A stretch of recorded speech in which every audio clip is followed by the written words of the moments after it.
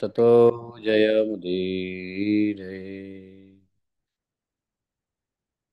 नष्टप्रायसु भद्रेषु नित्यं भागवत सेवया भगवत्युत्तमश्लोके भक्तिः भवति नैष्ठिकी।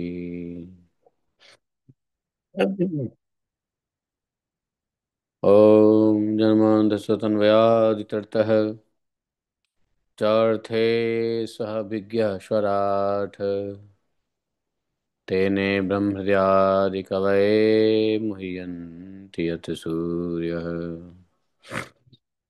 तेजो वारिमृदां यथा विनिमयो यत्र त्रिसर्गो अमृषा धाम्ना सदा निरस्तकुहकं सत्यं परमं धीमहि। धर्मः प्रोजितकैत्वत्र परमो निर्मत्सराणां सताम् विद्यं मात्रवस्तु शिवदं तापत्रयो निर्मूलनम्। श्रीमद्भागवत महामुनि कृते किं वा परमेश्वरः सद्यो हृदयवदत्त कृतिभिः शुश्रूषिततत्क्षणात् निगमकल्पतरोर्गलितं फलं मुखाद् द्रवितसंयुतं पिबत भागवतं रसमालयं मुहुरः रसिका भुवि भावुकाः।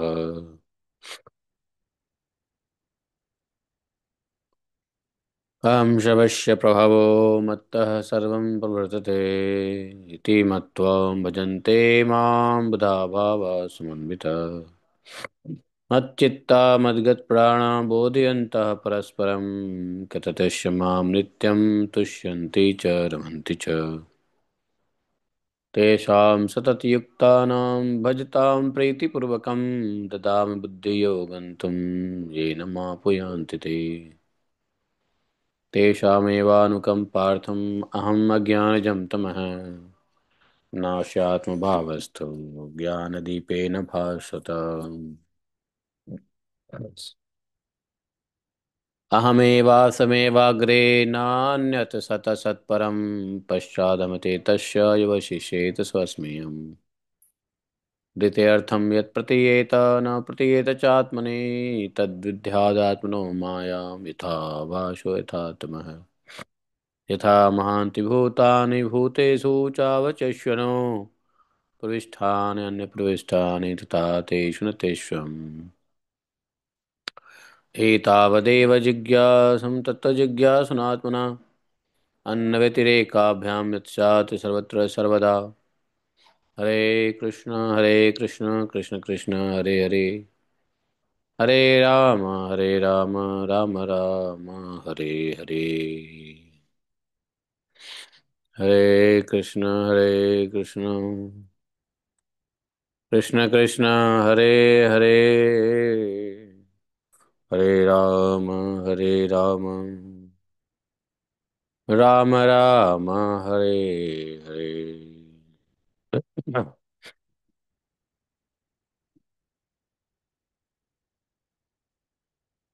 हरे कृष्णा। बोले ग्रंथराज श्रीमद् भागवत महापुराण की जय। वासुदेव गोस्वामी महाराज की जय। श्री व्यासदेव भगवान की जय। जय जय श्री राधे श्याम। तो इधर आओ।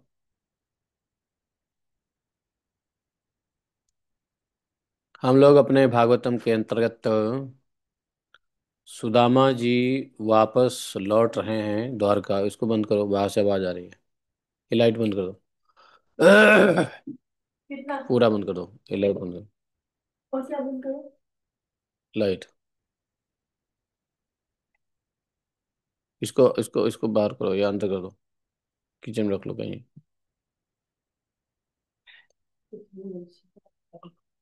तो भगवान ने कुछ दिया नहीं सुदामा जी को। बिना दिए कुछ लौटा दिया, ऐसा तो कोई करता भी नहीं है। भगवान ने किया, लेकिन अप्रत्यक्ष रूप से जो भगवान ने दिया वो कोई देता नहीं। प्रत्यक्ष रूप से जो भगवान ने किया वो कोई करता नहीं, और प्रत्यक्ष रूप से जो भगवान ने दिया वैसा कोई देता नहीं। इतना कुछ दिया है।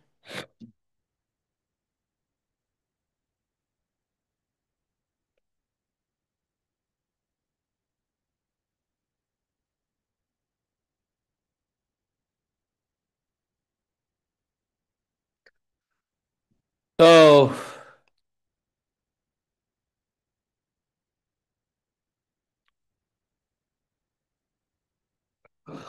नाना प्रकार के मन में विचार करते हुए जा रहे थे। लेकिन सारे विचार जो थे सुदामा जी के, वो सारे पॉजिटिव ही सब विचार थे। कहीं भी वो भगवान के प्रति कटाक्ष या क्षोभ बुद्धि नहीं करते हैं कि लो हमको कुछ दिया ही नहीं। बल्कि सुदामा जी के विचार बड़े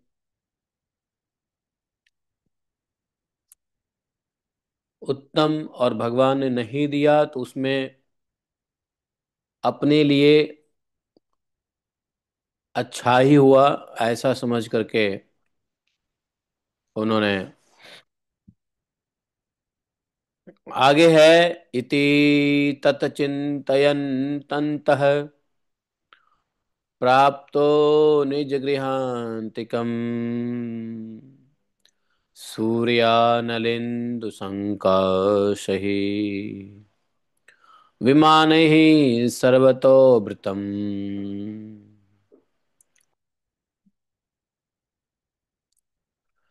विचित्रोपवनोद्यानैः कुजदद्विजकुलाकुलैः प्रतफुल्लकुमुदाम्भोज ह्लारोदपल्वारिभिः जुष्टं स्वलङ्कृतैः पुंभिः स्त्रीभिश्च हरिणाक्षिभिः किमिदं कस्य वा अस्थानं कथं ददिदमित्यभूत्। एवं मीमांसमानं तं नरा नार्यो अमरप्रभाः प्रत्यगृहन् महाभागं गीतवाद्येन भूयशा। पतिमागत मार्कण्य पत्न्युद्धर्षाति सम्भ्रमा निश्चक्राम गृहात् तूर्णम् रूपिणी श्रीदिवालयात्। पतिव्रता पतिं दृष्ट्वा प्रेमोत्कण्ठाश्रुलोचना मिलिताक्षन्मदबुद्ध्या मनसा परिशस्वजे। पत्नीं वीक्ष्य विस्फुरन्तीं देवीं वैमानिकीमिव दासीनां निष्कण्ठीनां मध्ये भातिं स विस्मितः। ॐ अज्ञानतिमिरान्धस्य ज्ञानाञ्जनशलाकया चक्षुरुन्मीलितं येन तस्मै श्रीगुरवे नमः। श्रीचैतन्यमनोभीष्टं स्थापितं येन भूतले स्वयं रूप कदा मह्यं ददाति स्वपदान्तिकम्। वन्देऽहं श्रीगुरोः श्रीयुतपत्कमलं श्रीगुरून् वैष्णवांश्च श्रीरूपं साग्रजातं सहगण रघुनाथान्वितं तं सजीवं साद्वैतं सावधूतं परिजनसहितं श्रीकृष्ण चैतन्य देवं श्रीराधा कृष्णपादान् सहगण रघुनाथान्वितं तं सजीवम् साद्वैतं सावधूतं परिजनसहितं श्रीकृष्णचैतन्यदेवं श्रीराधा कृष्णपाद सहगण ललिता श्रीशाखान्वितांश्च हे कृष्ण करुणा सिंधु दीनबंधु जगतपते गोपेश गोपिका कांतम राधा कांतम नमस्तुते तप्त कांचन गौरांगी राधे वृंदावनेश्वरी वृषभानुसुते देवी प्रणमामि हरिप्रिये वाञ्छाकल्पतरुभ्यश्च कृपा सिन्धुभ्येव च पतितानां पावनेभ्यो वैष्णवेभ्यो नमो नमः। जय श्री कृष्ण चैतन्य प्रभु नित्यानंदा श्री अद्वैत गदाधर शिवासादि गौर भक्तवृंद। हरे कृष्ण कृष्ण कृष्ण हरे हरे हरे राम राम राम हरे हरे। तो इस प्रकार मन ही मन विचार करते करते इति तत्चिंतयन्तः अंततः प्राप्तो निज गृहांतिकम, अपने घर को प्राप्त हुए, अपने घर पहुंच गए सुदामा जी। इसी प्रकार के चिंतन करते करते वे वहां क्या देखते हैं? सब कुछ आश्चर्य।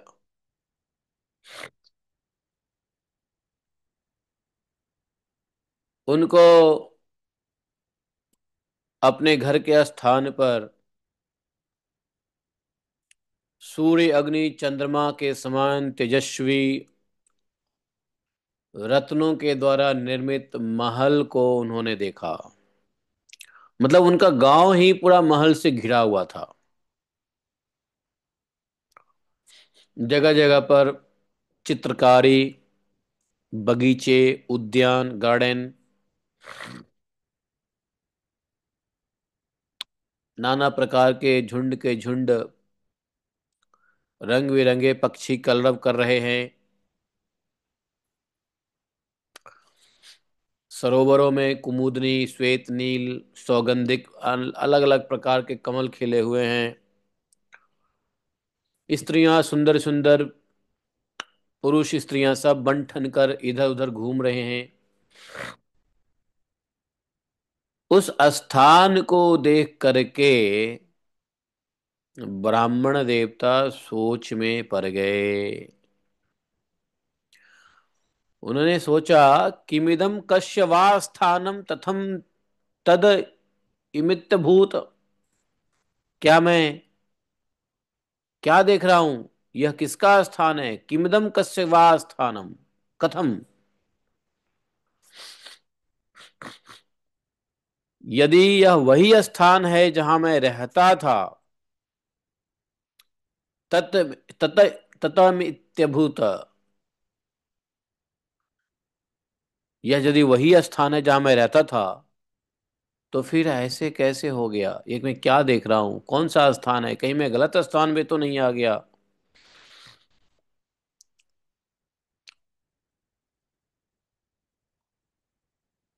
ऐसा है, जिस स्थान पर सुदामा जी रहते थे, वह गांव बहुत अमीरों का गांव नहीं था। आप समझ सकते हो कि सुदामा महाराज जी जैसे ब्राह्मण को भिक्षा में भरपेट नहीं अन्न मिलते थे, इसका मतलब है कि उस गांव के लोग भी दरिद्र थे, या उस गांव के लोग भी गरीब थे जो नहीं देते थे। क्योंकि धनियों के साथ में कोई ब्राह्मण भूखा रहेगा? जहाँ पे धन संपत्ति लोगों के पास है, वहां कोई ब्राह्मण भूखा रहेगा क्या? तो ब्राह्मणों की स्थिति, सुदामा जी की ऐसी स्थिति थी, तो इसका मतलब है कि उस उनके गांव में भी कुछ अधिक धन लोगों के पास नहीं थे। गरीब गुजरी में ही उनको थोड़ा सा जो भी भोजन के लिए अन्न इत्यादि मिलता, उसी से वो काम चलाते। देखो, अमीर सोसाइटी के बीच में एक भिखारी भी थोड़ा स्टैंडर्ड का होता है ना। भिक्षा मांगने वाले को भी भिक्षा अच्छी मिलती है यदि सोसाइटी अच्छी हो तो। और सोसाइटी ही पुअर हो तो उसके अंदर भिखारी कितना पुअर होगा, भिक्षुक कितना पुअर होगा, ब्राह्मण भिक्षुक, उसका अंदाजा लगा सकते हैं। तो उनका गांव भी ऐसे ही था। इसलिए उनको बड़ा आश्चर्य हुआ कि ये क्या, मैं कौन सी जगह पे आ गया, ये तो मेरा गांव लग ही नहीं रहा है। यदि है तो फिर ऐसा कैसे हो गया गांव। अभी उनको अपना महल नहीं दिखा है, अपना घर नहीं दिखा है, अभी वो गांव से बाहर ही गांव को देख के ही चकरा गए। रास्ता तो सही आए थे। वे इस प्रकार सोच ही रहे थे कि गांव वालों, सुंदर सुंदर स्त्री पुरुष देवताओं के समान सज धज करके, गाने बजाने के, गाजे बजाने के साथ, मंगल गीत गाते हुए ब्राह्मण की अगवानी करने के लिए आगे आए। सुदामा जी को रिसीव करने के लिए थोड़ा सा बाहर आए, अगवानी। इधर सुशीला को पता चला है कि पति देव का शुभ आगमन हुआ है। यह सुनकर ब्राह्मणी सुशीला को बहुत ही आनंद हुआ है। वह हड़बड़ा कर जल्दी जल्दी घर से निकली आई है। ऐसा मालूम होती थी कि मानो मूर्तिमती लक्ष्मी ही कमल वन से पधारी हो। ब्राह्मणी भी, अब धन की क्या कमी है, वो भी वस्त्र आभूषण मेकअप सब कुछ कर करा के बाहर निकली, मतलब रहती ही थी। तो बोला कि ऐसी उसकी दशा हो गई थी कि मूर्तिमती लक्ष्मी जी ही मान लो स्वयं पधारी हो, ऐसी उसका लुक था। पति देव को देखते ही पतिव्रता पत्नी ने नेत्रों में प्रेम और उत्कंठा के आवेग से आंसू झलकाए। हालांकि ऐसा नहीं है कि अभी बहुत धन आ गए हैं, मकान बन गया है, दुकान, लेकिन तब जाके ये प्रेम कर रहे हैं पति से, नहीं, पति से तो पहले से भी प्रेम करती ही थी। लेकिन अब एक अलग खुशी की उत्कंठा है।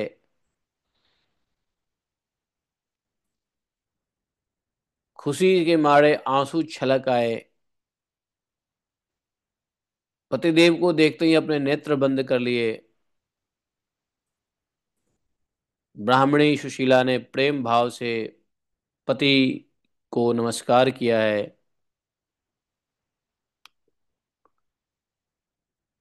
चूंकि वो ग्रामवासियों के बीच में खड़ी है, शरीर से तो आलिंगन नहीं कर सकती, लेकिन मन ही मन खूब पति को आलिंगन किया है।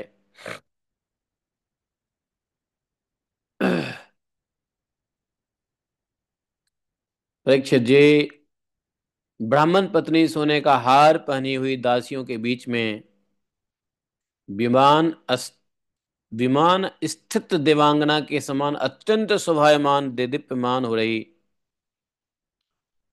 अच्छा, सिर्फ इनको दासियां भी मिली, बताओ भाई, इतने बड़े महल मिला, इतना धन मिला, इतने वस्त्र आभूषण मिले, तो चीजों को संभालने के लिए दासियां चाहिए होता है।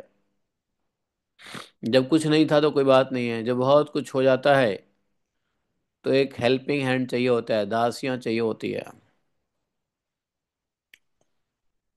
तो भगवान ने दासियां भी दिया। उन दासियों के भी सोने सोने के हार। वो सब बहुत बढ़िया लग रहे। दासियों के बीच में ब्राह्मण पत्नियां, पत्नी।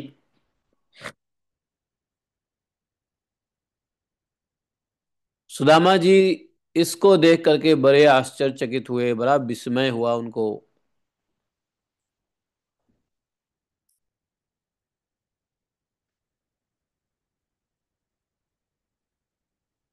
समझ में नहीं आ रहा था।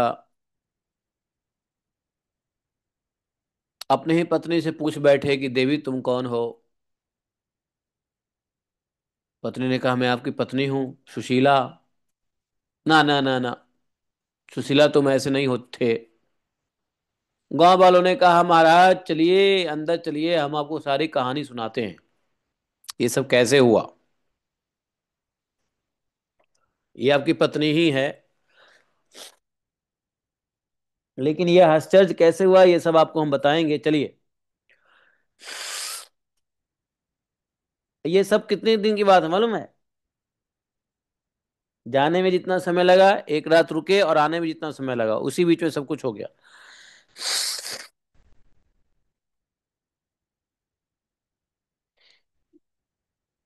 सबके कहने पे ये पत्नी के साथ बड़े प्रेम से महल में प्रवेश किया। महल क्या था, मानो देवराज इंद्र का निवास स्थान हो।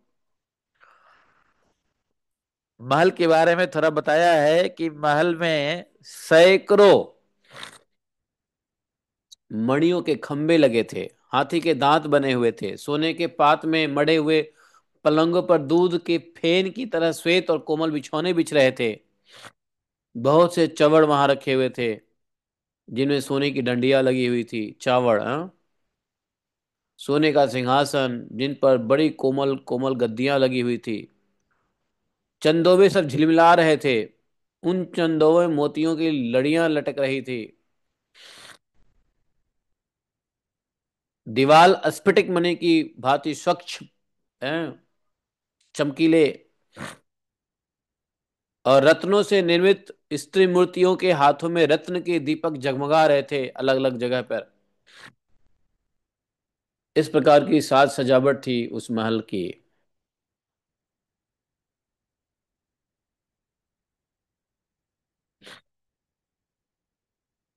इतनी संपत्ति देख करके ब्राह्मण देवता श्रीदामा सुदामा को इन संपत्तियों का कोई कारण नहीं दिख रहा था कि ये संपत्ति आई कहां से।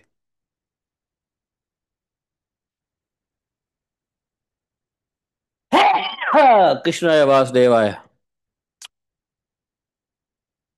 तो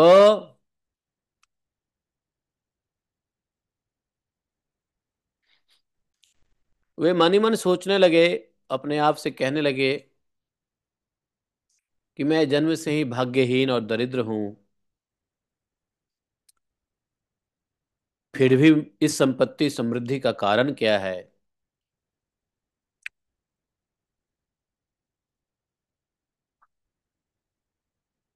तो समझ गया है कि भगवान श्री कृष्ण के ही कृपा कटाक्ष इसके पीछे कारण हो सकता है।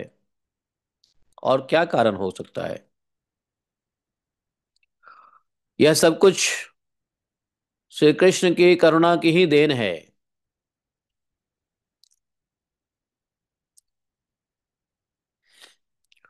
शायद उन्होंने याचक भक्त को उनके मन का भाव जानकर,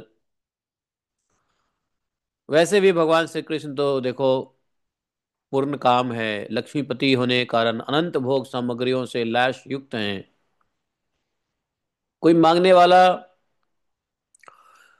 वाले भक्तों के मन को जान करके बहुत कुछ दे देते हैं, और बहुत कुछ देने के बाद बहुत थोड़े समझते हैं कि भाई मैंने कुछ दिया ही नहीं, बहुत थोड़ा सा दिया है। देते बहुत है, लेकिन समझते बहुत थोड़ा है। इसलिए सामने कुछ कहते ही नहीं।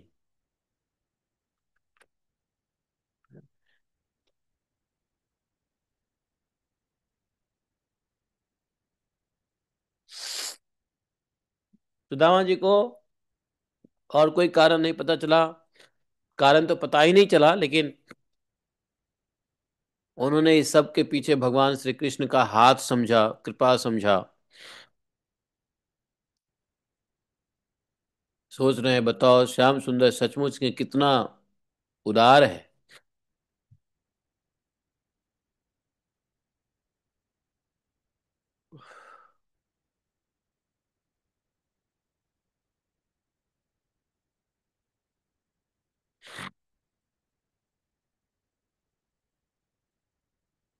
कृष्ण देते बहुत कम है, मानते बहुत थोड़ा है। उनका प्रेम भक्ति यदि उनके लिए कुछ भी कर दे प्रेमी भक्त, तो वे, मतलब भक्त अगर थोड़ा भी कर दे तो बहुत मान लेते हैं कि अरे बहुत किया। और खुद जब देते बहुत हैं तो समझते हैं अरे हमने कुछ दिया ही नहीं भक्त को। देखो तो सही, मैंने उन्हें केवल एक मुट्ठी चूड़ा भेंट किया था। एक मुट्ठी चूड़ा। और कृष्ण ने उसे कितने प्रेम से स्वीकार किया था।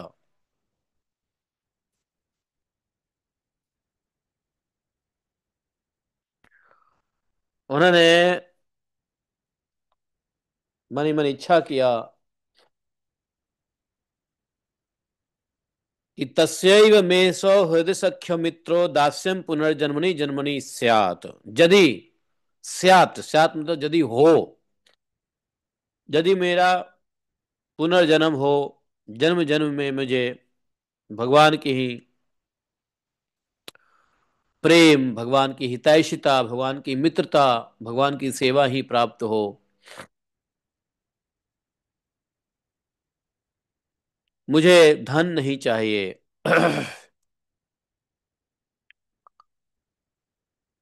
मुझे संपत्ति की आवश्यकता नहीं है। सदा सर्वदा उन्हीं के गुण में एकमात्र निवास स्थान महान भाव भगवान श्री कृष्ण के चरणों में मेरा अनुराग बढ़ता जाए, और भगवान के प्रेमी भक्तों का सत्संग प्राप्त हो।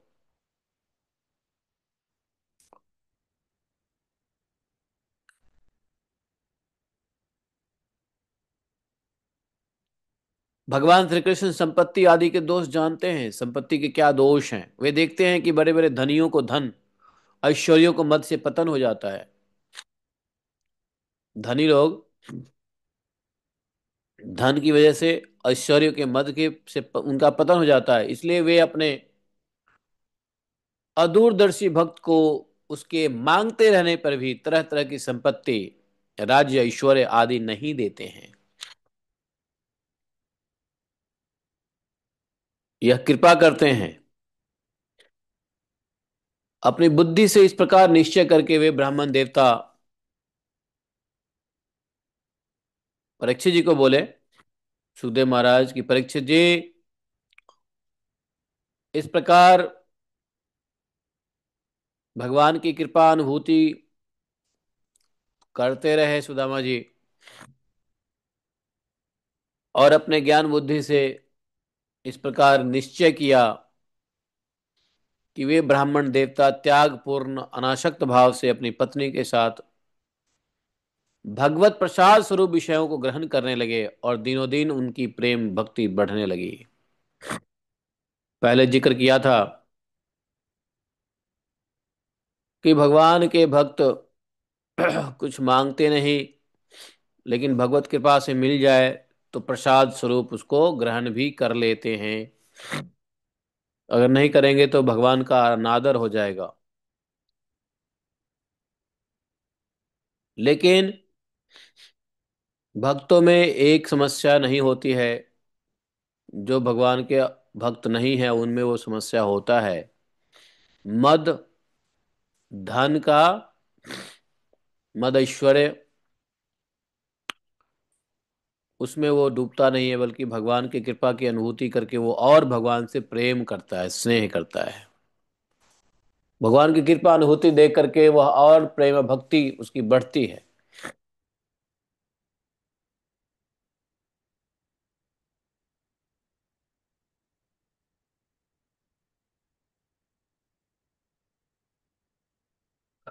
बोले, परीक्षित जी तस्य वै देव देवस्य हरे यज्ञपते प्रभु। तस्य वै देव देवस्य, भगवान देव देवस्य, देवताओं के भी आराध्य देव हैं। भक्तों के भयहारी यज्ञपति भगवान स्वयं ब्राह्मणों को अपना प्रभु, अपना इष्ट देव मानते हैं। ब्रह्मणा प्रभवो दैवम न दे न तेभ्यो विद्यते परम। ब्राह्मणाः प्रभवो दैवम। इसलिए ब्राह्मण से बढ़कर और कोई भी प्राणी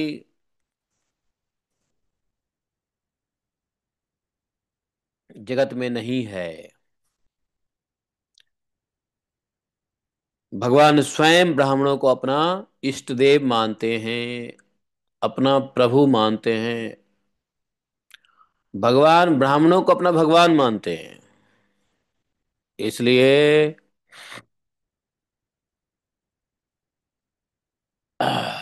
ब्राह्मण से अधिक श्रेष्ठ कोई नहीं है जगत में। इस प्रकार भगवान श्री कृष्ण के प्यारे सखा उस ब्राह्मण ने देखा। क्या देखा? कौन ब्राह्मण? सुदामा जी। देखा कि यद्यपि भगवान अजित हैं, किसी के अधीन नहीं हैं, फिर भी वे अपने सेवकों के अधीन हो जाते हैं और अपने सेवकों से पराजित भी हो जाते हैं। अब वे भगवान के ही ध्यान में तन्मय हो गए। सुदामा जी, ध्यान के आवेग से उनकी अविद्या की गांठ कट गई। उन्हें थोड़े ही समय में भगवान का धाम, जो संतों का एकमात्र लक्ष्य है, प्राप्त किया।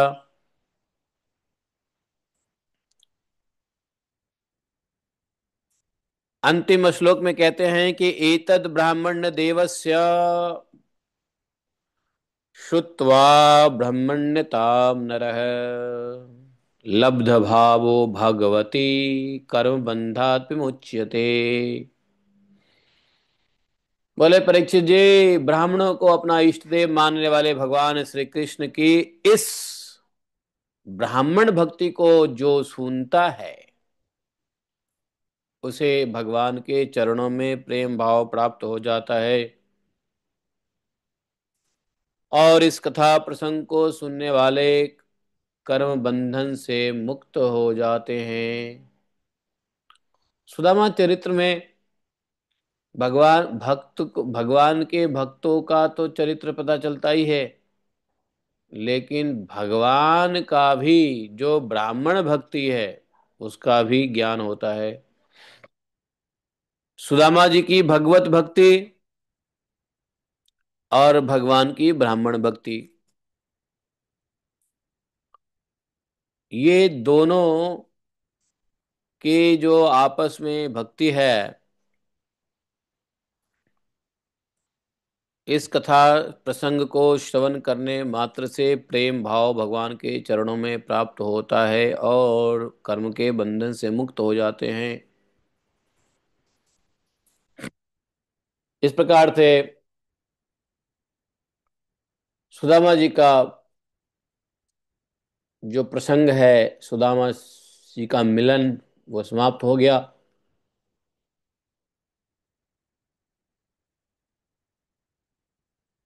कृष्णाय वासुदेवाय। अगला अध्याय है 82, द्वयशीतितमो अध्याय।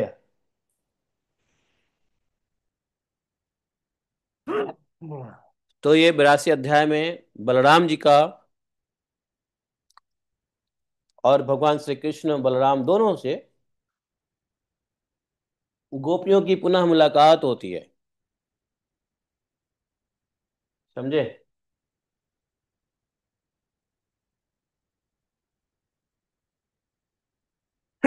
तो ये मुलाकात कहाँ होती है? सूर्य ग्रहण के समय।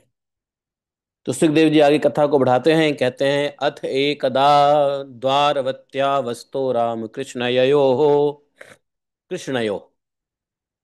अथ एकदा द्वारवत्याम वसतो राम कृष्णयो सूर्योपरागः सुमहान आसीत कल्पक्षये यथा। ठीक ठाक सब कुछ, सब ठीक ठाक चल रहा था। महाभारत की लड़ाई भी खत्म हो गया था। भगवान द्वारका में आ गए थे। एक बार सूर्य ग्रहण का समय आया। सूर्य ग्रहण लगा। सूर्योपरागः।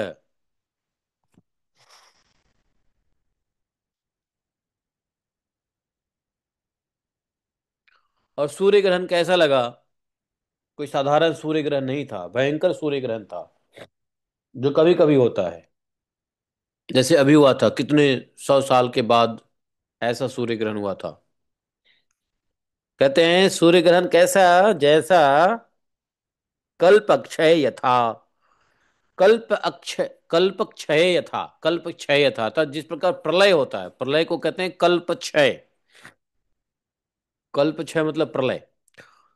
तो जिस प्रकार प्रलय के समय में सूर्य की स्थिति होती है, ग्रहण लगता है, उसी प्रकार सर्वग्रास सूर्य ग्रहण लगा था। मतलब कंप्लीट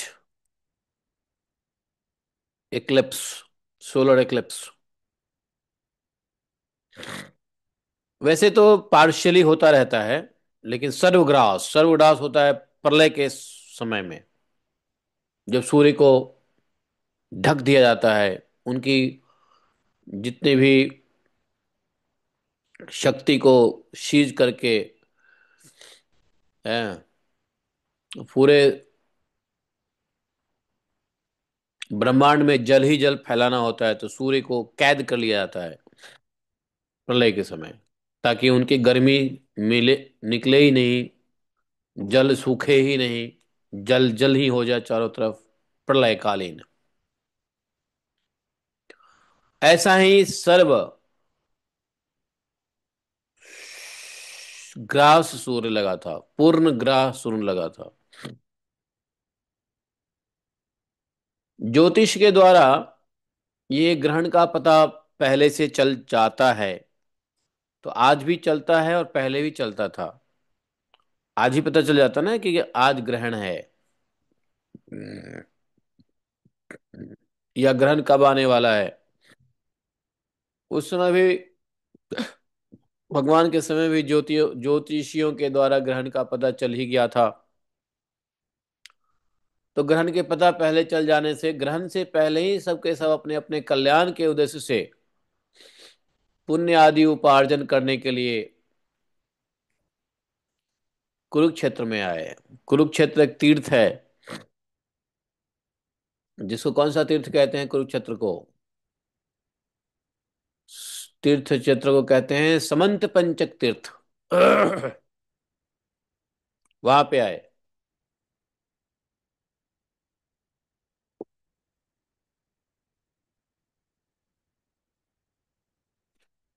समंत पंचकम क्षेत्रम, यहाँ पे कुरुक्षेत्र नहीं लिखा हुआ है, यहाँ पे सिर्फ लिखा हुआ है समंत पंचकम क्षेत्रम।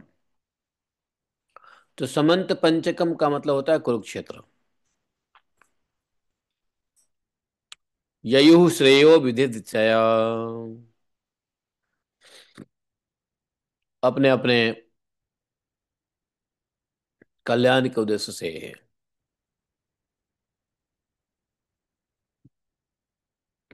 अच्छा, ये कुरुक्षेत्र को समंत पंचक क्यों कहा? समंत पंचक क्यों नाम पड़ा? नहीं, समंत पंचक इसलिए नाम पड़ा कि परशुराम जी ने सारे पृथ्वी को क्षत्रियहीन कर दिया था 21 बार। और सभी राजाओं के जो रक्त थे, ब्लड, रक्त की धारा से 5 बड़ा बड़ा कुंड बना था।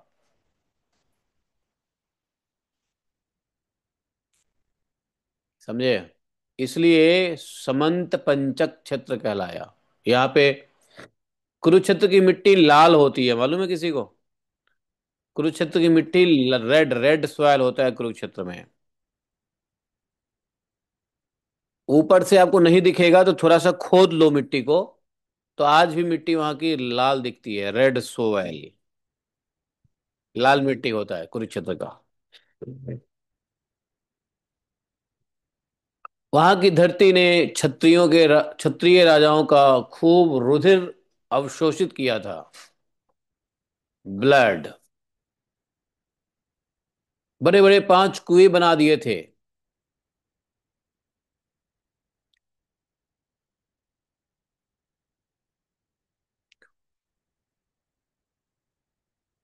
भगवान परशुराम जी ने, वैसे परशुराम जी स्वयं भगवान ही थे, उनको कर्म के संबंध में कुछ करने की आवश्यकता तो थी नहीं, लेकिन फिर भी लोगों को दिखाने के लिए, लोगों को शिक्षा देने के लिए, लोक मर्यादा के लिए परशुराम जी ने वहां पे यज्ञ किया था।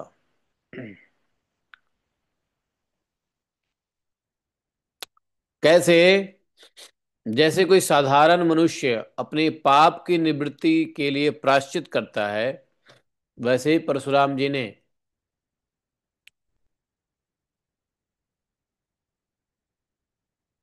यज्ञ किया था लोक मर्यादा के हेतु। उनको कुछ करने की आवश्यकता नहीं थी, लेकिन लोक मर्यादा को देखते हुए उन्होंने यज्ञ वहां पे किया था परशुराम जी ने। तो कुरुक्षेत्र वैसे देखा जाए तो लोग बाग याद करते हैं अर्जुन, कृष्ण, लड़ाई का मैदान, कौरव पांडव, या लोग सोचते हैं वही कुरुक्षेत्र, भीष्म पितामह वहां पे लेटे इसलिए, ऐसा नहीं है। उससे पहले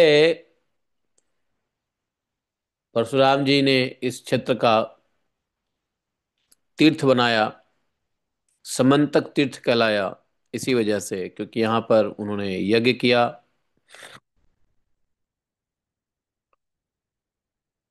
इसलिए इस तीर्थ पर लोग पूरे भारतवर्ष से पब्लिक आती थी। तो जब भगवान भी बलराम जी और अन्य पटरानियों, रानियों और अन्य अन्य सभी मथुरा द्वारका वासियों के साथ उन लोगों ने भी कुरुक्षेत्र आना चाहा, आए, और भी प्रांतों के जनता आई थी। मथुरा से भी लोग गए थे। मथुरा मतलब ब्रज, मथुरा तो सब द्वारका चले गए, ब्रज। तो मथुरा से जो लोग द्वारका से जो लोग गए थे, उसमें अक्रूर जी भी थे, उग्रसेन थे, वसुदेव जी थे, बड़े बुजुर्ग सब थे, बच्चे भी थे, गद प्रद्युम्न सांब जितने भी बच्चे, अन्य सभी यदुवंशी अपने अपने पापों का नाश करने के लिए कुरुक्षेत्र आए थे। उनको कौन सा पाप? हाँ, द्वारका में रहने वाले भगवान श्री कृष्ण के माता पिता, भाई बंधु और उनके पुत्र को कौन सा पाप, जिस पाप के नाश के लिए कुरुक्षेत्र आए थे? देखो, प्राकृतिक जगत में जाने अनजाने बहुत सारे पाप होते रहते हैं। तो लोक मर्यादा के लिए पाप से मुक्त व्यक्ति भी पाप निवारण के लिए ऐसे यज्ञ कार्य करते रहते हैं जिससे सामान्य लोगों को शिक्षा मिले। भगवान ने शिक्षा ही दिया है। देखो भाई, अक्रूर, वसुदेव, उग्रसेन, प्रद्युम्न, साम इत्यादि जितने भी हैं, उन सबको भी पाप का नाश करने के लिए कुरुक्षेत्र आए हैं। प्रद्युम्न के पुत्र अनिरुद्ध और अन्य जितने भी कुछ लोग बचे थे, कृतवर्मा, सुचंद्र, शुक, चारण, ये सब नहीं आए थे, क्योंकि इनको द्वारका नगरी की रक्षा के लिए नियुक्त किया गया था कि द्वारका में ही रहो और द्वारका का रक्षा करो। प्रद्युम्न अनिरुद्ध जी लोगों को, प्रद्युम्न तो आए थे, अनिरुद्ध को, उनके जो पुत्र थे, पोते को। यदुवंशी स्वभाव से बड़े ही तेजस्वी थे।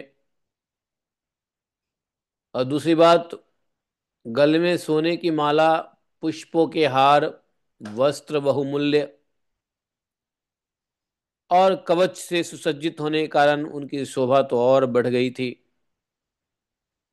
वे तीर्थ यात्रा के रास्ते में देवताओं के विमान के जैसे रथ, समुद्र की तरंग के समान चलने वाली घोड़ों, बादलों के समान विशालकाय एवं गर्जना करते हुए हाथी, और बहुत सारे पालकियों पर पत्नियों के साथ सब लोग जा रहे हैं।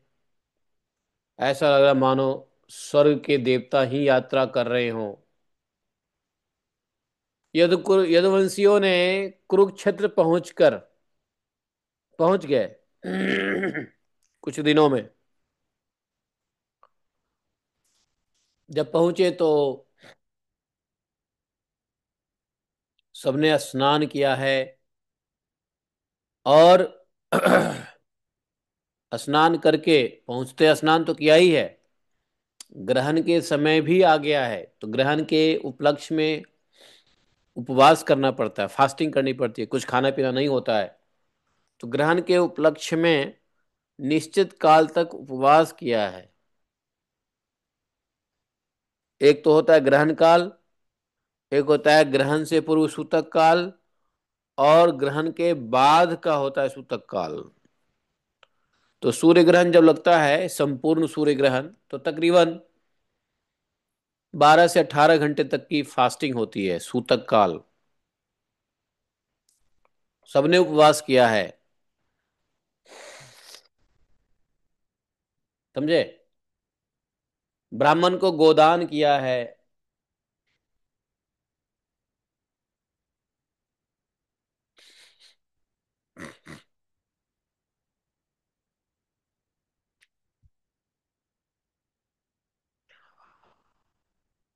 उसके बाद ग्रहण का मोक्ष हो जाने पर परशुराम जी जिन्हें जो कुंड बनाया था, उस कुंड में यदुवंशियों ने स्नान किया, ब्राह्मण को भोजन कराया, और सबने मन ही मन यह संकल्प किया कि हमारा श्री कृष्ण के चरणों में हमारी प्रेम भक्ति बनी रहे। कृष्ण साथ में है, देखो, ऐसा नहीं कृष्ण साथ में नहीं है, कृष्ण साथ में है। ये नहीं कहा कि हमें भगवान में, हमें देवताओं में प्रेम भक्ति बना रहे, नहीं, श्री कृष्ण के चरणों में हमारी प्रेम भक्ति बनी रहे। भगवान कृष्ण को ही अपना आदर्श मानते थे, इष्ट देव मानते थे। यदुवंशियों ने ब्राह्मणों से अनुमति लेकर वह स्वयं भोजन किया, और फिर बड़े घने वृक्षों के नीचे, जिसमें काफी घने पत्ते थे, तो ठंडक था, नीचे छाया थी, सीरक था, अपने अपने इच्छा के अनुसार तंबू डेरा डाल लिया, वहां ठहर गए। विश्राम कर लेने के बाद यदुवंशियों ने अपने अपने प्रेमी संबंधी राजाओं से मिलना शुरू किया। रास्ता पहले तो चल के आए, आते ही सूर्य ग्रहण का समय आ गया। तो सूर्य ग्रहण के समय जो विधि होता है उसको पूरा करके जब विश्राम कर लिए, तब सबसे मिलना शुरू किया। तो कोई मत्स्य वहां पे, कौन कौन से अनेक राज्यों से लोग आए थे, मत्स्य, उसीनर, कौशल, विदर्भ, कुरु, सृंजय, कंबोज, कैकई, मद्र नरेश, कुंती, आनर्त देश से भी आए थे, केरल से भी आए थे लोग, और अन्य दूसरे देशों के अपने पक्ष के और शत्रु पक्ष के सैकड़ों राजा आए थे। और इनके अलावा यदुवंशियों के परम हितैषी बंधु नंद आदि गोप भगवान के दर्शन के लिए जो बड़े लंबे काल से उनकी इच्छा थी, चिरकाल से उत्कंठित मिलने की, गोपियां भी वहां आई थी। यादवों ने इन सबको देखा। मिलन हुआ है, एक दूसरे का दर्शन हुआ है, बातचीत हुई, वार्तालाप हुआ, सबको बड़ा आनंद मिला। आप कैसे, आप कैसे, कब आए, अरे ये अरे वो, आप कभी याद भी नहीं करते हो, कभी जाते हुए आपके पत्र नहीं आए, कोई संदेश नहीं आया। हाँ, आपका पत्र मिला था, ऐसा हुआ वैसा हुआ। सबने बड़े आनंद से वार्तालाप किया, कुशल क्षेम पूछा, गले लगाए, हाथ लगाए, हाथ मिलाए, गले लगाए, सबका यथोचित सत्कार हुआ।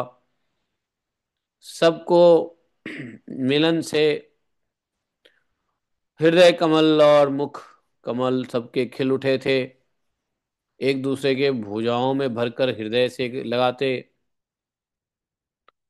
उनके नेत्रों से आंसू की झड़ी लग जाती, रोम रोम खिल उठता, प्रेम के आवेग से बोलती बंध जाती। सब के सब आनंद के समुद्र में डूबते उतराने लगे। ये गोपियां जो चिरकाल से भगवान के मिलन की उत्कंठा में इंतजार तो कर ही रही थी, इधर पुरुष पुरुष से मुलाकात कर रहे थे, उधर स्त्रियां भी एक दूसरे को देखकर प्रेम आनंद से भर गई।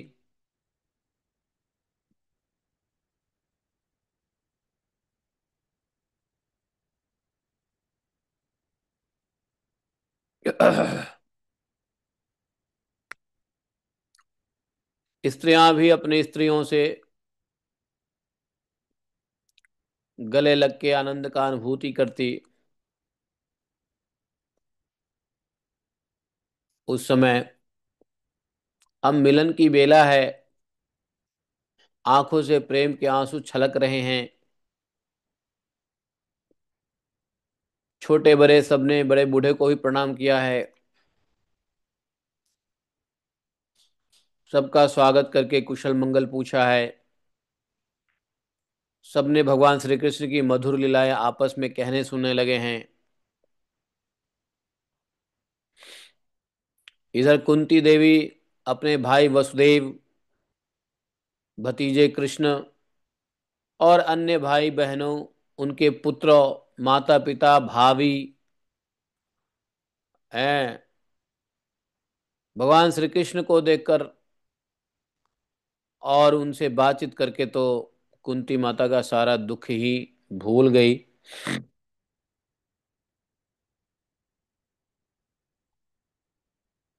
कुंती जी ने वसुदेव जी से कहा,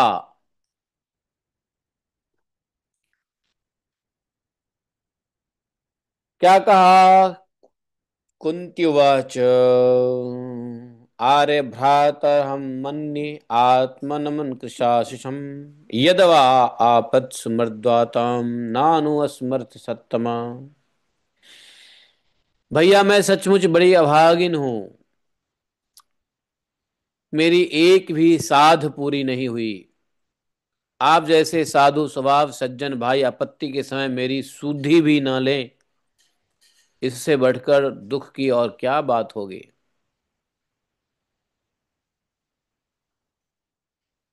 वसुदेव जी से कह रहे हैं, भैया विधाता जिसके बाएं हो जाते हैं उसे स्वजन संबंधी पुत्र और माता पिता भी भूल जाते हैं। चलिए आप लोग का इसमें कोई दोष नहीं है। ऐसा कहा कि मैं दुख में थी, दुख में हूं। हाँ, मैं कैसी अभागिन हूं कि अपने भाई बंधु भी आपत्ति के समय पूछते नहीं। अरे जिसके विधाता ही जिसके मुंह मोड़ लिए हों उसका अपना कौन पूछेगा। आप लोग की क्या गलती है, कोई बात नहीं है। ऐसे थोड़ा सा उलाहना टाइप का देने लगी कुंती मैया। वसुदेव जी बोले, अरे रे रे रे रे रे, सुनो सुनो सुनो बहन, अम्ब मा अस्मान सूये था दैवी क्रीडन का नरान ईसस्य ही वसे लोकः कुरुते कार्यते अथवा। बोले देखो बहन, उलाहना मत दो, हमसे बिलग न मानो। बिलग, बिलग बोलते हैं, एक होता है अलग, एक होता है बिलग ना, अलग बिलग है ना। तो अलग का मतलब होता है सेपरेट, बिलग का मतलब होता है मन से सेपरेट, है कि नहीं। तो मन मुटाव हो जाता है उसको बिलगाव कहते हैं। एक दूसरे के मन में थोड़ा सा अगर दूरियां हो जाए मन में, तो उसको बिलग कहते हैं। बोले अरे अरे हमसे बिलग मत मानो, हमें उलाह ना मत दो। सभी मनुष्य देवता के खिलौने हैं, दैव के खिलौने हैं। दैव देवता नहीं, दैव, दैव किसको कहते हैं? काल, समय अर्थात भगवान। सभी मनुष्य दैव के खिलौने हैं। यह संपूर्ण लोक ईश्वर के वश में रहकर कर्म करता है और उस कर्मों के फल भोगता है। बहन, कंस से सताए जाकर हम लोग इधर उधर अनेक दिशाओं में भगे हुए थे। अभी कुछ ही दिन हुए हैं, ईश्वर की कृपा से हमें पुनः अपना स्थान प्राप्त हुआ है।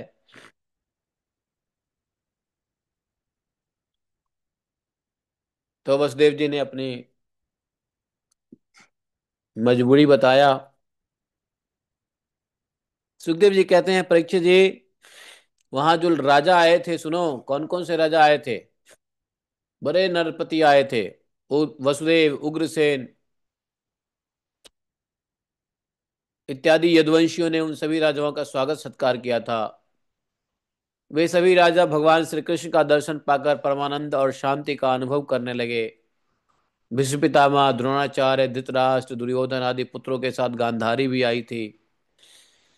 अपने पत्नियों के सहित युधिष्ठिर भी था। पांडव, कुंती, संजय, विदुर, कृपाचार्य, कुंती भोज, विराट, भीष्मक, यहाँ तक कि महाराज नग्नजीत, पुरुजीत, द्रुपद, शैल्य, धृष्टकेतु, काशी नरेश, दमघोष, विशालाक्ष, और यहाँ तक कि मिथिला नरेश भी आए थे। मद्र नरेश, कैकेय नरेश, युधामन्यु, सुशर्मा, अपने पुत्र के साथ बल्हिक और दूसरे भी युधिष्ठिर के फॉलोअर्स राजा भगवान श्री कृष्ण का परम सुंदर श्री निकेतन विग्रह और उनकी रानियों को देखकर अत्यंत विस्मित हो गए।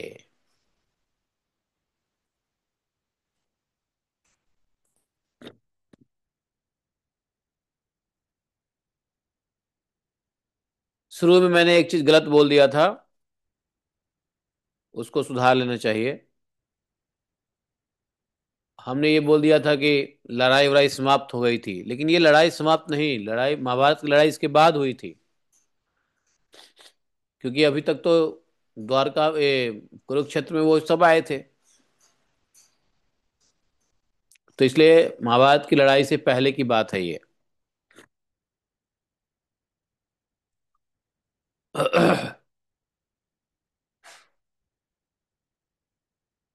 अब कृष्ण बलराम जी सबसे मिल करके नाना प्रकार के सम्मान प्राप्त करके बड़े आनंद से भगवान श्री कृष्ण के स्वजनों यदुवंशियों की सब प्रशंसा करने लगे। यदुवंशियों में श्रेष्ठ कौन थे? उग्रसेन जी, भोजराज जिसको कहते हैं, भोजराज। तो सबने उग्रसेन जी को ही एड्रेस किया। उग्रसेन जी को एड्रेस करते हुए सबने कहा कि महाराज उग्रसेन, सच पूछियो तो इस जगत के मनुष्यों में आप लोग का जीवन सफल है, धन्य है, धन्य है। क्यों? क्योंकि भाई, जिस कृष्ण के दर्शन के लिए बड़े बड़े योगी हैं, योगियों के लिए भी जो कृष्ण का दर्शन दुर्लभ है, वे आपके घर में पुत्र के रूप में आए हैं। आप उसका नित्य निरंतर दर्शन करते रहते हो, हैं? धन्य है। बड़े वेदों वेदों ने बड़े आदर के साथ भगवान श्री कृष्ण की कीर्ति का गान किया है।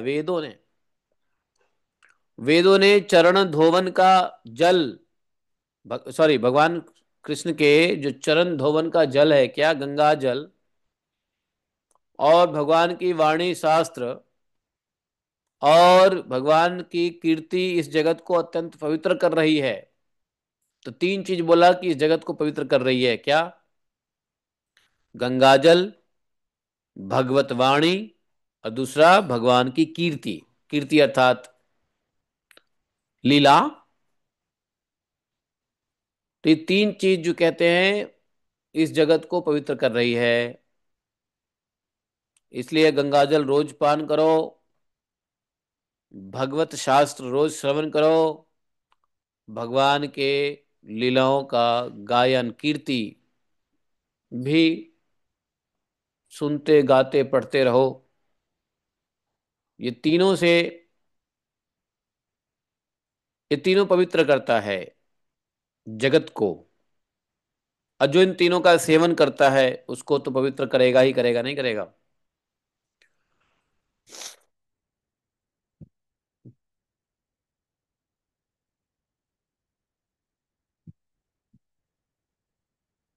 अभी अभी, अरे हम लोग के लाइफ टाइम की बात है कि समय के फेर से पृथ्वी का सारा सौभाग्य नष्ट हो गया था, परंतु उनके चरण कमलों के स्पर्श से पृथ्वी में फिर से समस्त शक्तियों का संचार हो गया। अब वह फिर हमारे समस्त अभिलाषाओं मनोरथों को पूर्ण करने लगी है। भगवान नहीं आए थे उससे पहले पृथ्वी बहुत कष्ट में थी, और पृथ्वी सब कुछ देना भी बंद कर दिया था। तो इसलिए कह रहे हैं कि देखिए उग्रसेन जी, हम लोग के जीवन काल की ही बात है। इस कृष्ण के आने से पहले पृथ्वी के अंदर कोई शक्ति ही नहीं थी। अन्न जल भी नहीं देती थी, सारा सौभाग्य नष्ट हो गया था। लेकिन इनके चरण स्पर्श करते ही पृथ्वी के अंदर ऐसी शक्ति का संचार हो गया कि फिर से यह धरती माता सब कुछ देने लगी, हमारी सभी मनोरथों को पूर्ण करने लगी। उग्रसेन जी, आप लोगों का श्री कृष्ण के साथ वैवाहिक तथा गोत्र संबंध है, यही नहीं,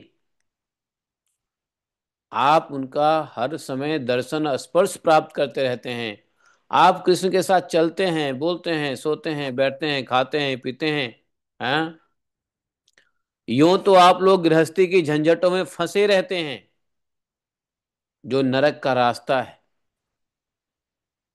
परंतु आप लोगों के घर वे सर्वव्यापक ओमनी प्रेजेंट विष्णु भगवान कृष्ण मूर्तिमान रूप से निवास करते हैं। इनके तो दर्शन मात्र से स्वर्ग और मोक्ष तक की अभिलाषाएं मिट जाती है। व्यक्ति न स्वर्ग चाहता है न मोक्ष चाहता है इस कृष्ण के दर्शन के बाद। और बोले घर गृहस्थी की झंझट तो नरक का रास्ता है, घर गृहस्थी के झंझट में नहीं फंसना चाहिए, समझे। लेकिन ऐसे घर गृहस्थी के झंझट में भी जो नरक का मार्ग है, भगवान साक्षात आपके साथ हैं। आप उनके साथ खेलते हो, चलते हो, बोलते हो, सोते हो, मनाते हो, खाते हो, पिलाते हो, सब कुछ करते हो। कितनी सौभाग्य की बात है उग्रसेन जी। सभी राजाओं ने उग्रसेन जी को एड्रेस करके कहा। अब यदुवंशी तो बहुत हैं, तो सभी यदुवंशी को थोड़ी ना जाएंगे बोलने। तो एक मुख्य व्यक्ति को एड्रेस किया। सुखदेव जी बोले कि देखो परीक्षित जी, जब नंद बाबा को पता चला कि श्री कृष्ण आदि यदुवंशी कुरुक्षेत्र में आए हुए हैं, तब वे गोपों के साथ अपनी सामग्री गाड़ियों पर लाद कर अपने प्रिय पुत्र श्री कृष्ण बलराम और अन्य यादव वंशियों को देखने के लिए वहां आए।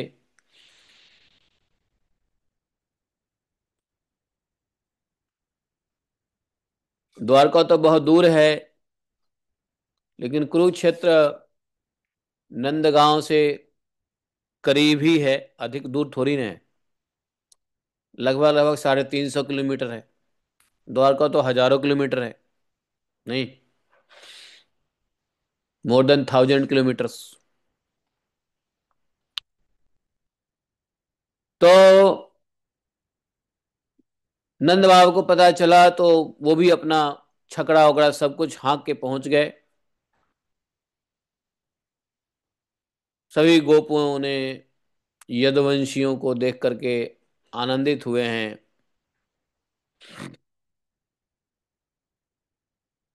कृष्ण और अन्य सबको देखकर सभी गोप इस प्रकार से उनके शरीर में शक्ति का संचार हुआ, मानो मृत शरीर में प्राण का संचार हो गया हो।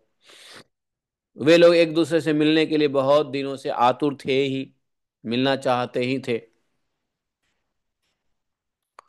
जब द्वारका में मिले जब कुरुक्षेत्र में मिले ये ब्रजवासी, बड़े देर तक गाढ़ भाव से भुजाओं से दबा करके आलिंगन करते रहे। वसुदेव जी ने नंद बाबा से हृदय लगा करके प्रेम और आनंद की विहलता से मिले और आपस में एक एक करके सारी बातें याद हो आई। कंस किस प्रकार उन्हें सताता था, किस प्रकार उन्हें अपने पुत्र को गोकुल में ले जाकर नंद जी के घर रख दिया था, ये सब बात ताजा हो गया नंद जी को मिलने के बाद। इधर भगवान कृष्ण और बलराम जी ने माता यशोदा और माता पिता नंद जी के हृदय से लगाकर उनके पहले तो हृदय लग करके उनके चरणों में प्रणाम किया। प्रेम ऐसा,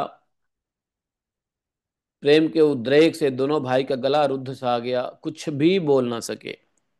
मिलन की आकांक्षा दोनों तरफ तो थी ही, और इतने सारे मेमोरीज थे बचपन के। यशोदा जी नंद बाबा ने दोनों पुत्रों को गोद में बिठा लिया, प्रगाढ़ आलिंगन किया, गले लगे। लंबे समय से मिलने का जो इंतजार था, दुख था, सेपरेशन का दुख और मिलने का इंतजार जो था लंबे समय से, वह मिट गया। रोहिणी और देवकी जी ने भी ब्रजेश्वरी यशोदा को अपनी बाहों में भर के मुलाकात किए। यशोदा जी ने उन उन लोगों के साथ मित्रता का जो व्यवहार किया था उसका स्मरण करके दोनों का गला भड़ाया। जिस समय यशोदा मैया के यहाँ कौन रहती थी? रोहिणी माता। जब तक वसुदेव जी कारागार में थे तब तक रोहिणी माता को यशोदा जी के साथ रहना था, रही थी। तो उस समय के जितने भी मित्रता पूर्ण व्यवहार था सबका स्मरण हो आया। पुराने लोगों को देख करके ऑटोमेटिक पुरानी यादें आ जाती है, नहीं आती है? आपने किसी स्कूल फ्रेंड्स से मिलो तो वो दिन याद आ जाएंगे, किसी वर्किंग फ्रेंड से मिलो तो वर्किंग डेज याद आ जाएंगे, नहीं? तो यदि अपनी याद बहुत अच्छी है तो मिलना चाहिए, यदि याद बहुत अच्छी नहीं है तो नहीं मिलो तो ज्यादा ही अच्छा है।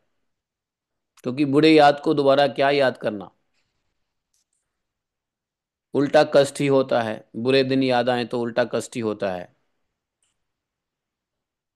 ये तो साधारण मनुष्य की बात कह रहा हूं, लेकिन यहाँ तो भगवान के साथ सारी लीलाएं हुई है, उसके याद तरोताजा हो गए हैं।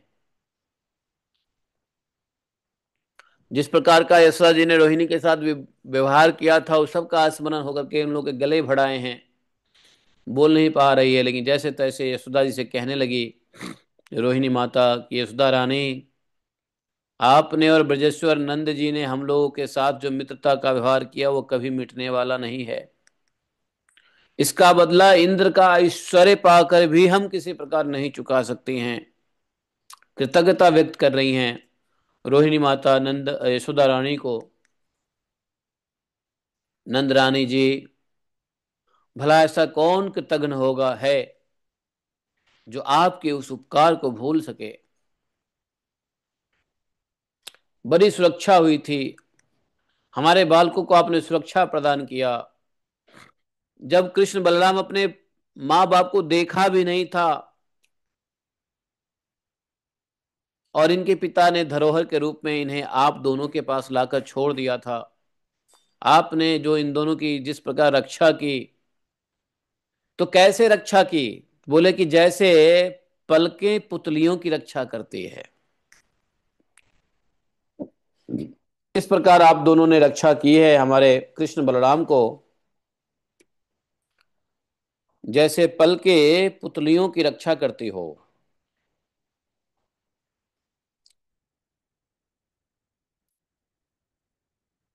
आप लोगों ने खूब इन लोगों को खिलाया पिलाया, दुलार किया, रिझाया,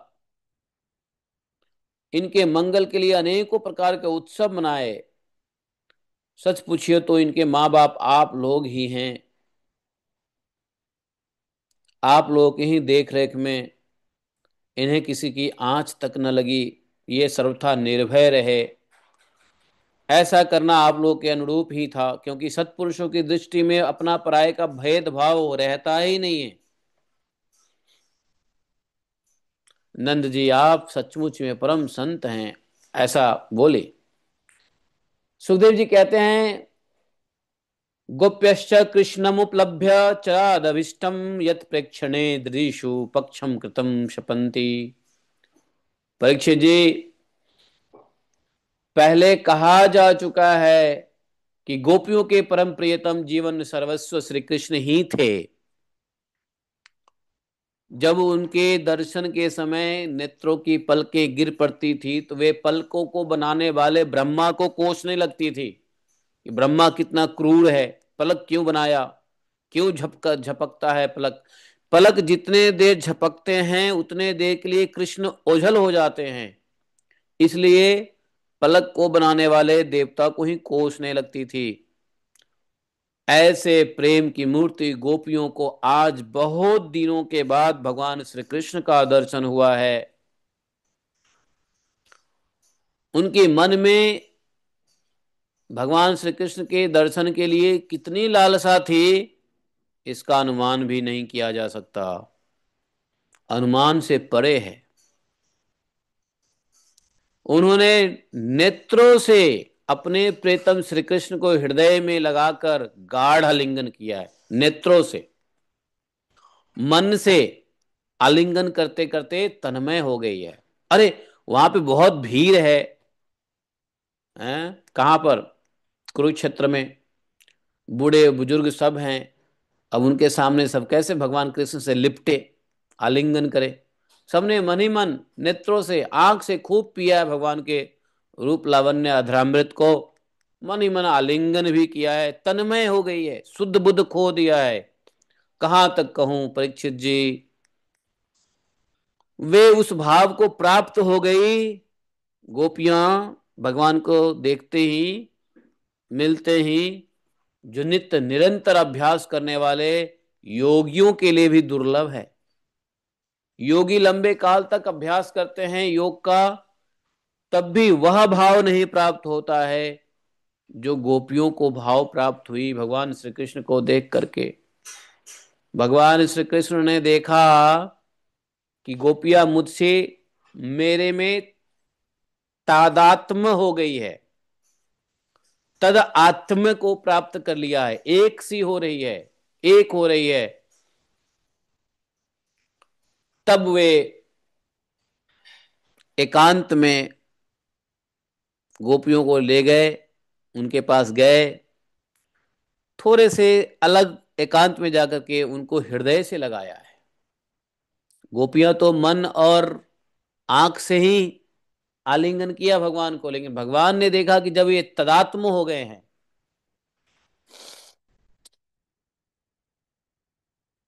तब उनको थोड़ा एकांत में ले जाके हृदय से लगाया है। हंसते हुए कुशल मंगल पूछा है गोपियों से।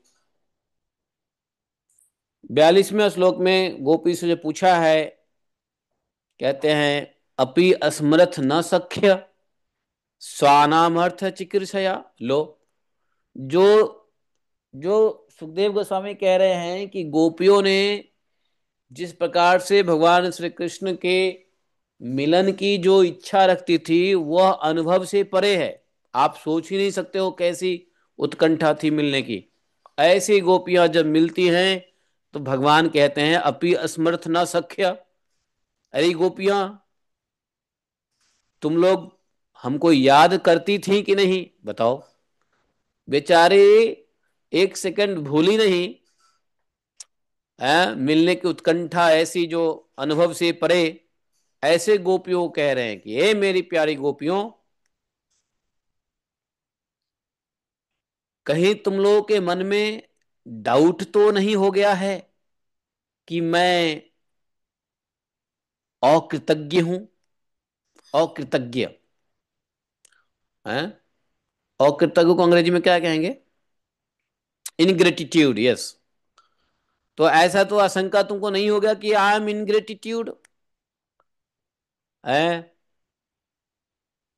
और कहीं ऐसा तो समझ करके तुम लोग हमसे बुरा तो नहीं मानने लगी हो?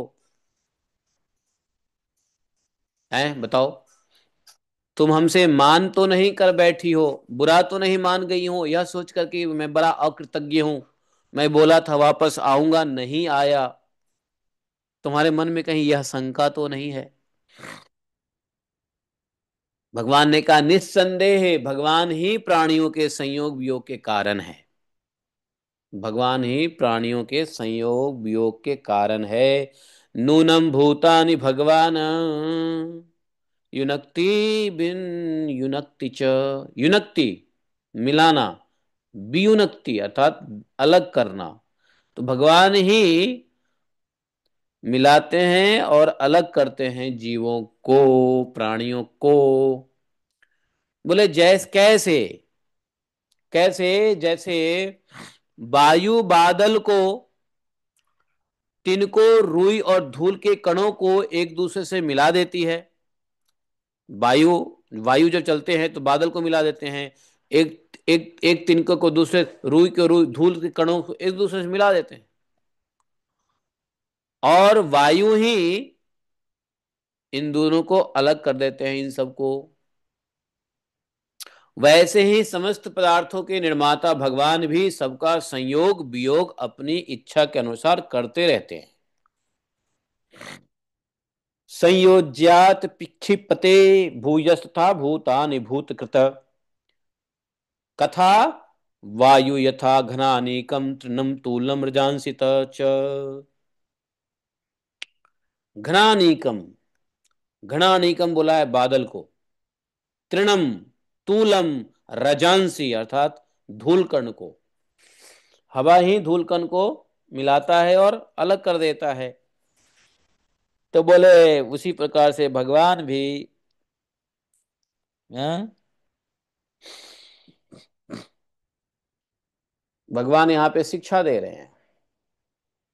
अभी गोपियां तो कुछ बोली नहीं, भगवान ही बोले जा रहे हैं। भगवान ने आगे कहा मयि भक्ति ही भूतानाम अमृतत्वाय कल्पते दिष्टया यदासिन्मत्स्नेहो भवती नाम मदापनः। अरे गोपियों, प्यारे गोपियों, सुनो। जैसे घटपट इत्यादि जितने भी भौतिक पदार्थ हैं, उनके आदि अंत मध्य में बाहर और भीतर उनके मूल कारण पृथ्वी जल वायु अग्नि आकाश ही ओतप्रोत हो रहे हैं, वैसे ही जितने भी पदार्थ हैं उनके पहले, उनके पीछे, उनके बीच में, उनके बाहर और भीतर केवल मैं ही मैं हूं। इस प्रकार इसी प्रकार सभी प्राणियों के शरीर में यही पांचों भूत कारण रूप से स्थित है, और आत्मा भोक्ता के रूप में, और जीव आत्मा भोक्ता के रूप से तथा अथवा जीव रूप से स्थित है। भोक्ता के रूप में ही जीव का है, क्योंकि कौन भोगता है? जीव के रूप से ही भोगता है। परंतु बोले कि मैं तो इन दोनों से परे अविनाशी सत्य हूं। पंचमहाभूत कारण या भोक्ता जीव, इन दोनों से परे मैं अविनाशी सत्य हूं। ये दोनों मेरे ही अंदर प्रतीत हो रहे हैं, तुम लोग ऐसा अनुभव करो। भगवान ने बहुत अच्छी बात यहां कही, अहम ही सर्वभूता नाम आदि अनंतरो अंतर्वहि भौतिका नाम यथा खम वाह फुहु वायु ज्योति तरंगणा एवं ही तानि भूतानि भूतेष्व आत्म आत्मना ततः उभयम मय्यथ परे पश्यता भातमक्षरे। ऐसा अनुभव करो, पश्यता, ऐसा देखो,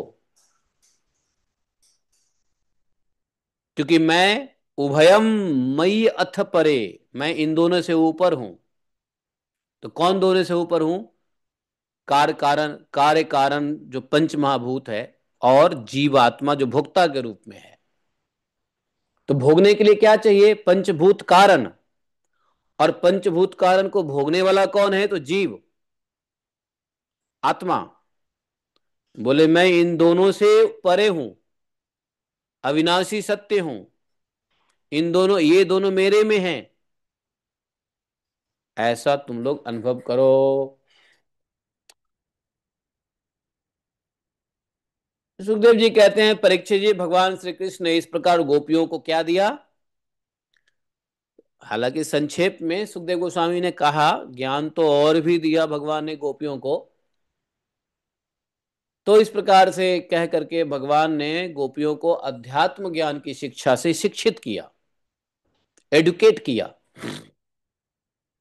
ट्रांसेंडेंटल नॉलेज से। और उसी उपदेश के बार बार स्मरण करने से, जो भगवान ने उपदेश दिया था गोपियों को आत्मज्ञान का, बार बार स्मरण करने से गोपियों का जीव कोश अर्थात लिंग शरीर नष्ट हो गया, और वे भगवान में एक हो गई, भगवान को ही सदा सर्वदा के लिए प्राप्त हो गई। देखा, गोपियों का लिंग शरीर अर्थात जीव कोश को लिंग शरीर कहते हैं। तो जीव कोश लिंग शरीर नष्ट हो गया भगवान के उपदेश को बार बार स्मरण करने से। जब भगवान के उपदेश को बार बार स्मरण करेंगे तो क्या होगा? उपदेश को बार बार स्मरण करने से सांसारिक आसक्ति का नाश होता है। सांसारिक आसक्ति का नाश होने से भोक्ता का ज्ञान नाश हो जाता है, भोक्ता बुद्धि खत्म हो जाता है, हैं? तब ज्ञान होता है कि अहम न भुक्त्वा वयमेव भुक्तम। ऐसा होता है, वयम न भुक्त्वा वयमेव भुक्तम। जब जब भगवान का उपदेश का स्मरण नहीं रहता है तो लगता है कि वयमेव भुक्ता, वयमेव, हम ही भोगी हैं, हम ही भोगने वाले हैं।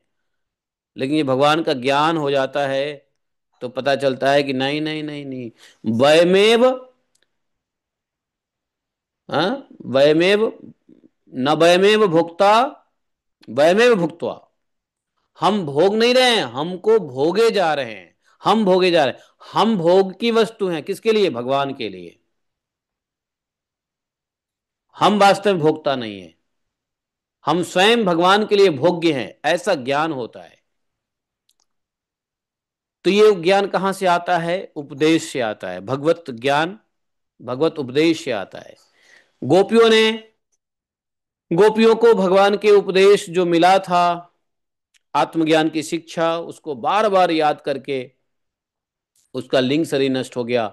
वैसे ही जब कोई जीव, आज भी आप लोग भी, हम लोग भी, सब लोग भी, जब भगवान के उपदेशों को बार बार स्मरण करेंगे, नित्यम भागवत सेवया की वजह से, या नित्यम भागवत गीता की वजह से, जब हम डेली स्मरण करते हैं, भगवान के उपदेश को स्मरण करते हैं, तो इस उपदेश का फायदा क्या होना चाहिए स्मरण करने का? भोक्ता बुद्धि का नाश, है ना, आसक्ति का नाश। और लिंग शरीर का कारण क्या है? लिंग शरीर का कारण क्या है? आसक्ति। तो यही आसक्ति नाश हो जाएगी, लिंग शरीर नाश हो जाएगा। इस संसार का जो जीव कोश है, लिंग शरीर है, वो आसक्ति का ही कारण है, और यही आसक्ति रूट से खत्म हो जाएगा, समूल नष्ट हो जाएगा, तो लिंग शरीर नष्ट हो जाएगा। इसलिए भगवत उपदेश बहुत जरूरी है, भगवान के दिव्य उपदेश गोपियों को मिला है। और हम लोगों को तो गोपियों से भी श्रेष्ठ वस्तु मिली है। बोलो क्या मिला है? गोपियों से भी, गोपी को तो सिर्फ भगवान के दिव्य ज्ञान मिले हैं, भगवान का दिव्य ज्ञान मिला है, अध्यात्म ज्ञान मिला है, भगवान से मिला है। और हम लोगों को तो दोनों, दो चीज से मिलता है, भगवान से तो ही दिव्य ज्ञान मिलता ही है, साथ साथ में भगवान के महान भक्तों से भी दिव्य ज्ञान मिलता है। तो बोलो इस मामले में गोपी से श्रेष्ठ आप हैं कि नहीं हैं? गोपी से भी श्रेष्ठ आप हैं, क्योंकि भगवान के असंख्य भक्तों का के मुख से दिव्य ज्ञान का उपदेश मिलता है। प्रहलाद महाराज, ध्रुव महाराज, हैं जनक महाराज, भीष्मदेव, भगवान शंकर, ब्रह्मा, नारद, सभी महाजन भगवान के बड़े बड़े भक्त हैं, इनके भी मुख से उपदेश मिलता है। नारद जी, सनक आदि कुमार नहीं, बली महाराज, प्रभुपाद जी लेटेस्ट, तो इन सब भगवान के भक्तों से भी दिव्य ज्ञान मिलता है, अध्यात्म ज्ञान मिलता है। भगवान से तो मिलता ही है, उद्धव गीता में है, कपिल देव उपाख्यान में कल हम लोगों ने सुना है, कपिल देव उपाख्यान, देवहूति माता के मार्फत नहीं। तो भगवान से भी अध्यात्म ज्ञान मिलता है, और भगवान के भक्तों से भी अध्यात्म ज्ञान मिलता है। और दोनों ज्ञान, दोनों से ज्ञान का एक ही है, आसक्ति का नाश। आसक्ति के नाश से लिंग शरीर का नाश, जीव कोश का नाश, और फिर भगवत धाम। अंत में अंतिम श्लोक भगवान ने क्या कहा, गोपियों ने क्या कहा? गोपियों ने लास्ट में एक चीज कहा, जब भगवान ने आत्म ज्ञान दे दिया गोपियों को, तब गोपियों ने एक श्लोक कहा जो अंतिम श्लोक है इस चैप्टर का। फिर आज का भागवतम यहीं पे रोक देंगे। गोपियों ने कहा, आहुश्चते नलिनाभ पदारविंदम योगेश्वरै हृदि विचिन्त्यम अगाध बोधै संसार कूप पतितोत्तरणावलंबम गेहंजुषामपि मनस्युद्यात सदा। गोपियों ने कहा, हे कमलनाभ, कृष्ण, भगवान कृष्ण को कहा, हे कमलनाभ, अगाध बोध संपन्न बड़े बड़े योगेश्वर अपने हृदय कमल में आपके चरण कमलों की चिंतन करते रहते हैं। योगेश्वर ही हृदय विचिंत्यम अगाध बोध ही। देखो गोपियां कितनी इंटेलिजेंट थी, ऐसे श्लोक बोल रही है कि अगाध बोधई विचिंतम अगाध बोधई योगेश्वर हृदय, अपने हृदय में बड़े बड़े योगेश्वर, जो योगेश्वर अगाध बोध अगाध ज्ञान से संपन्न है, आपके चरण कमलों का ही चिंतन करते रहते हैं। और जो लोग संसार कूप पतितोत्तरणावलंबम, जो लोग संसार कुएं में गिरे हुए हैं, गृहस्थी में फंसे हुए हैं, उन्हें उससे निकालने के लिए सिर्फ और सिर्फ आपके चरण कमल ही अवलंबन है, साधन है। संसार कूप पतितोत्तरणावलंबम, आपके ही चरण कमल सिर्फ संसार के कुएं में गिरे हुए लोगों के लिए एकमात्र अवलंबन है, रस्सी है, साधन है। बोले तो ठीक है, तो क्या? बोले कि हे प्रभु, गेहन जुषामपि मनुष्य दियात सदा नः, आप ऐसी कृपा कीजिए कि आपका वह चरण कमल घर गृहस्थी के काम करते रहने पर भी सदा सर्वदा हमारे हृदय में विराजमान रहे, हम एक क्षण के लिए भी उसे ना भूलें। गोपियों को वापस लौटना है ना, द्वारका से, कहां से, कुरुक्षेत्र से, कुरुक्षेत्र से गोपियों को वापस लौटना है। वापस लौटेंगी तो कहाँ लौटेंगी? अपने अपने घर गृहस्थी में। तो इसलिए कहा कि गेहा, गेह अंजुषामपि मनुष्युदियात सदान। आप ऐसी कृपा करो कि हम घर गृहस्थी में काम करते रहने पर भी आपके सदा सर्वदा आप हमारे हृदय में विराजमान रहो, हम एक क्षण के लिए भी आपको ना भूलें। गोपियों का बड़ा अच्छा प्रार्थना है, एक ही श्लोक में इतनी अच्छी प्रार्थना दे दिया गोपियों ने। ये गोपी की प्रार्थना है, 49 श्लोक, एक श्लोक गोपी की प्रार्थना है। और इसी के साथ यह अध्याय सुखदेव गोस्वामी महाराज समाप्त करते हैं, 82 चैप्टर। तो कल हम लोग 83 चैप्टर पढ़ेंगे, जिसमें भगवान की पटरानी द्रौपदी से बात करती है, और द्रौपदी जानना चाहती है कि हर पटरानी को भगवान कैसे विवाह किया। तो सभी ने अपनी अपनी कहानी सुनाएगी कि मेरा ऐसा भगवान के साथ संबंध हुआ, मेरा ऐसा हुआ वैसा हुआ।